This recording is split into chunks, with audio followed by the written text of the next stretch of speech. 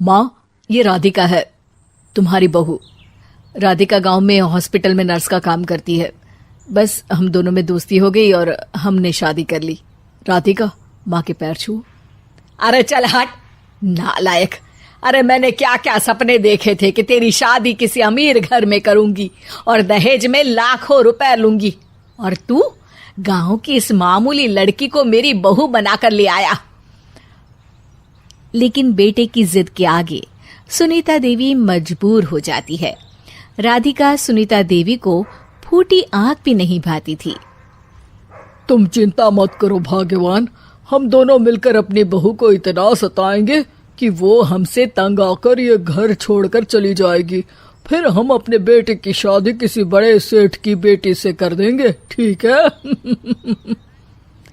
अगले दिन सुनीता देवी अपने बेटे का कमरा साफ कर रही होती है।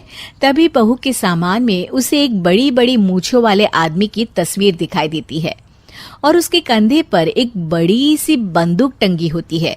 तस्वीर के नीचे लिखा होता है डाकू मंगल सिंह। ये किसकी तस्वीर है बहू?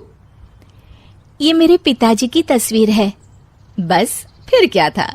ये सुनते ही सुनीता देवी के हाथ पैर कांपने लगते हैं। वो भागती हुई सीधा अपने पति के कमरे में जाती है।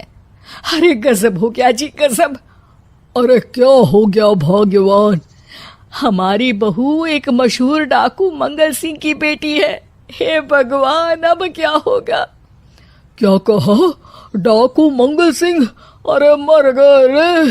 सुना है वो तो बड़ा ही खतरनाक डाकू है, मारता ज्यादा है गिनता कम है। लोग पुलिस वाले भी उसके नाम से कांपते हैं। अरे सुना है वो तो हर हफ्ते 2-4 लोगों का ऊपर का टिकट कटवा ही देता है। हे भगवान, अब हम क्या करेंगे? ये हमारे नालायक बेटे ने कैसी मुसीबत हमारे गले बांध दी।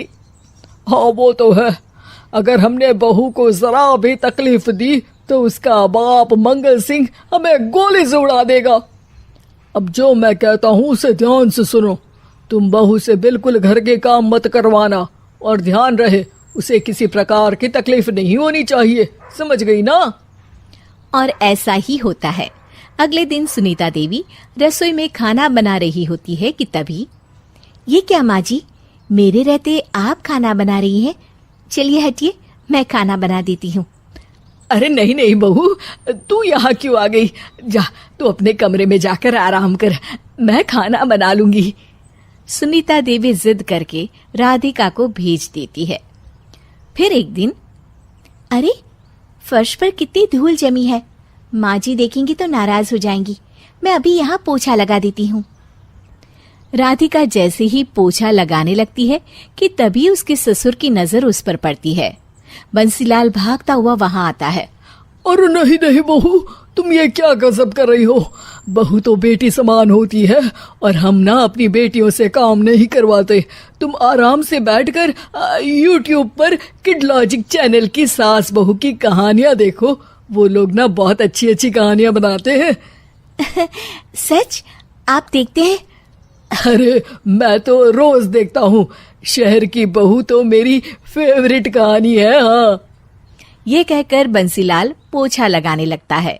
इस तरह राधिका के सास ससुर सारा दिन उसकी खुशामद में लगे रहते हैं और उसे किसी महारानी की तरह रखते थे। कैसा लगा बहू? पिज्जा टेस्टी तो है ना?